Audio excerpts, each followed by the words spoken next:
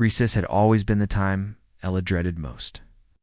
While other kids ran freely across the playground, laughing and shouting with joy, Ella often stayed in the shadows, her back against the brick wall of the school building, clutching her books like a shield. She was the new girl, quiet, reserved, and far too easy a target for the pack of bullies who prowled the yard looking for someone to humiliate. That day, the sun blazed down over the blacktop, the sound of sneakers squeaking and children chattering. Filling the air, Ella tried to slip past the crowd unnoticed, but they saw her. The group of 4 boys, bigger and louder than everyone else, cut her off before she could escape. Their leader smirked, blocking her way.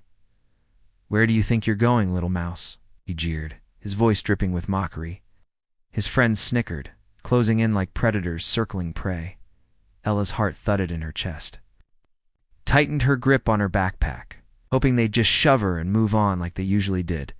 But today they decided to go further. One of them reached out, grabbed her top, and yanked it down to expose her shoulder. The group erupted into cruel laughter.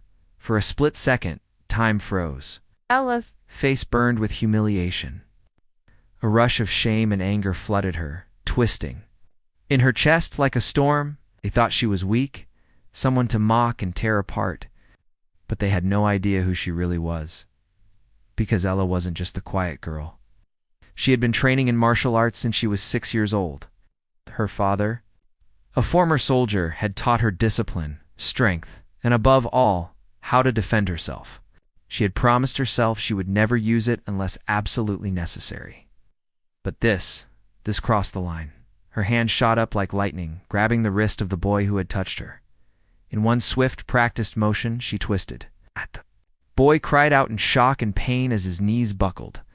His laughter died instantly, replaced by the raw, panic sound of someone realizing they'd messed with the wrong person. The others froze. Before they could react, Ella pivoted, blocking the swing of another bully, twisting his arm so hard he yelped and dropped to the ground. Her movements were precise, controlled, not wild flailing, but sharp, deliberate strikes of someone who had been trained to end a fight quickly. By now, the entire playground had gone silent. Kids stopped mid-game, eyes wide, mouths open. Even the teachers supervising recess stared in stunned disbelief. Ella stood tall, her fists clenched, her eyes blazing with fury. "Don't ever touch me again," she said, her voice steady but full of fire. The bullies scrambled backward, clutching their arms, their faces pale with fear. Their reign of terror had ended in the span of 30 seconds, but the story didn't end there. That afternoon, Ella was called into the principal's office. The bullies had complained, painting themselves as victims, whining about how Ella had hurt them. The principal, a stern woman with tired eyes, looked over her glasses at Ella. "Is this true?" she asked. "Did you attack these boys?" Ella's stomach twisted. She hated being in the spotlight, hated having to explain herself. But for once, she didn't stay silent. She told the story exactly as it happened, the laughter, the humiliation. Her voice trembled at first, but then it grew stronger, steadier.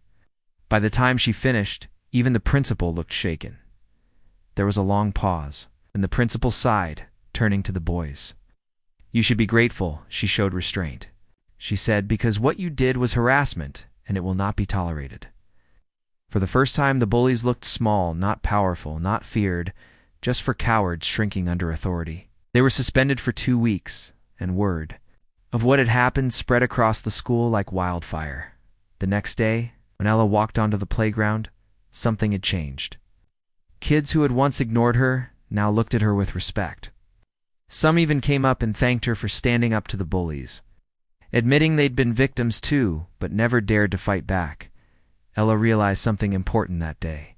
She hadn't just defended herself, she had given others the courage to speak out, to resist cruelty, to stop believing they had to stay silent. Weeks later, when the bullies returned, they didn't so much as glance her way. Their arrogance had been shattered, their dominance gone. Ella wasn't afraid of recess anymore. She walked into the sunlight with her head held high, her shoulders back, her heart steady. She knew she wasn't invincible, and she knew life would throw more challenges her way. But she also knew this. Strength isn't about fighting.